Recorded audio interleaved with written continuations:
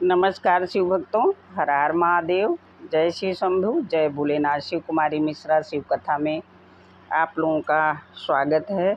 हम एक बहुत ही प्यारी सी कथा एक दुखियारी बुढ़िया की सुनाने जा रही हूँ, जिसको उसकी बहू बहुत ही परेशान करती थी।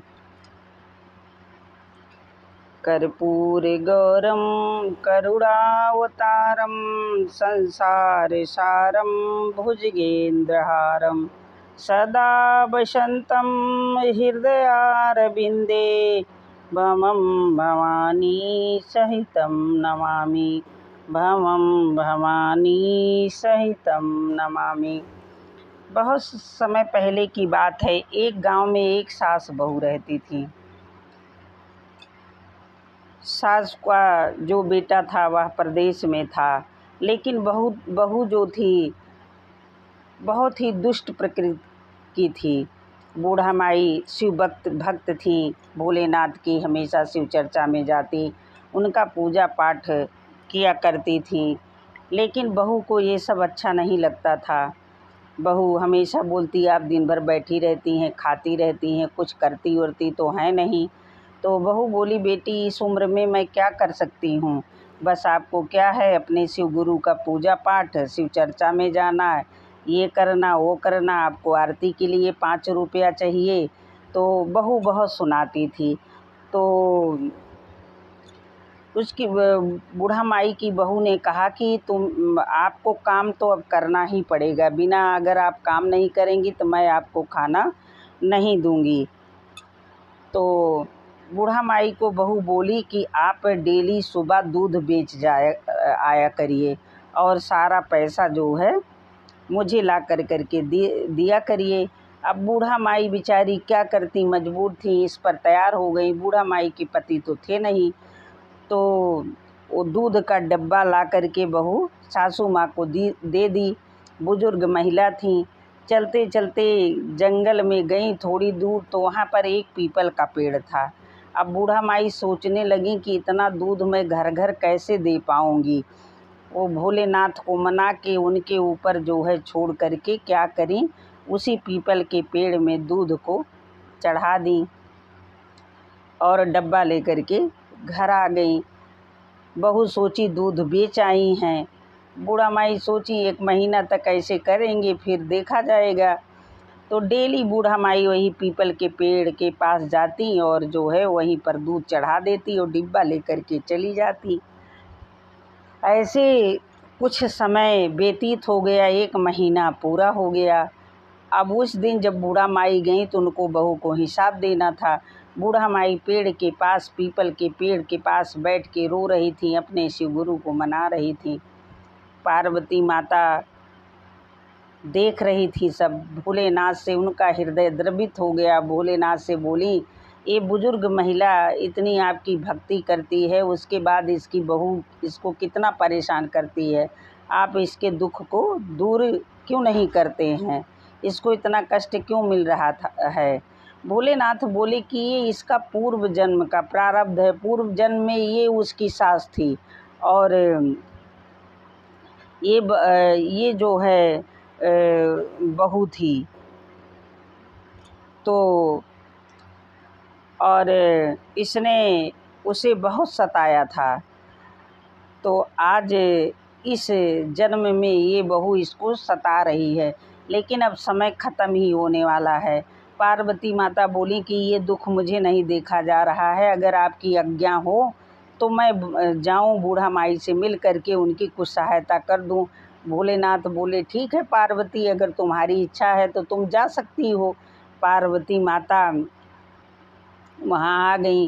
पार्वती माता ने बुढ़िया का रोने का कारण पूछा। बूढ़ा माई बताई सारी बात। पार्वती माता बोली, माता जी आप एक काम करिए, ये सारे पीपल के पत्ते अपने आंचल में डाल लीजिए और ले जा कर के अपने बहू के आंचल में पलट दीजिएगा। अब बूढ़ा माई सोचने लगी कि मतलब असमंजस में पड़ गई। ये पत्ता, माता जी बोली कि आप कोई चिंता मत करिए, बस पत्ता आंचल में लीजिए और ले जा कर के अपने बहू के आंचल में डाल देना। तो बूढ़ा माई मरता तो क्या न करता। बूढ़ा माई सोची चलो कोई बात नहीं, हो सकता है कहीं न कहीं शिव गुरु की कृपा हमारे ऊपर हो रही हो। अब अपने आंचल में पीपल का सूखा पत्ता बटोर ली और जब घर पहुंची बहू हिसाब मांगने लगी तो वही पीपल का पत्ता उसके आंचल में उड़ेल दी। अब बहू क्या देखती है, ढेर सारा सोना चांदी रुपया पैसा सब बन गया। अब बहू तो बड़ा प्रसन्न हो गई कि बूढ़ा माई तो हमारी इतनी धन संपत्ति ले करके आ गई। अब बूढ़ा माई सीधी और सरल थी और बहू जो थी वो बहुत ही लालची थी। बहू सोचने लगी कि जब जो सास थी उन्होंने सारी बात जो है, जब बहू ने पूछा कि कैसे कैसे हुआ, सारी बात वो बता दी। अब जो है इसी तरह से उनकी बहू जो है करने लगी, डेली दूध ले जाती पीपल के पेड़ पर चढ़ा देती। जब 1 महीना पूरा हुआ तो वहीं बैठ कर के रोने लगी। पार्वती माता तो सब समझती हैं, भोलेनाथ पार्वती माता ऊपर से देख रहे थे। पार्वती माता फिर भोलेनाथ से आज्ञा लेकर के आई, बोली कि तुम क्यों रो रही हो। बहू बोली कि मेरी सास जो है मुझे डेली दूध बेचने के लिए भेजती हैं और मैं कितना दूध बेच पाऊँगी। अब आज पैसे का हिसाब देना है, मैं तो दूध पीपल के पेड़ में चढ़ा देती थी, मैं कैसे हिसाब दूँगी। पार्वती माता बोली कि ये सूखे पत्ते जो है पीपल के अपने आंचल में ले जाइए अपने घर के आंगन में डाल देना। तो अब तो बहू बहुत खुश हो गई, पीपल का पत्ता बटोरी और ले गई।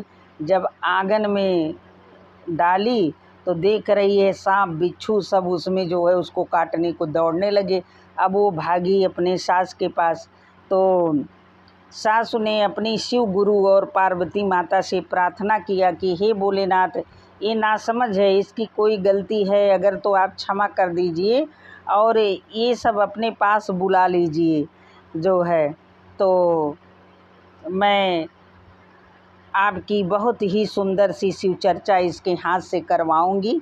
उसके बाद बहू जो है सास के पैर पर गिर पड़ी और क्षमा मांगने लगी कि हे सासू माँ, हम आपको कभी समझ नहीं पाए, इतना धन मिला उसके बाद भी मुझको लालच आ गया। उसके बाद बहू भी शिव भक्त हो गई और बुढ़िया के सारे दुख पार्वती माता ने दूर कर दिया।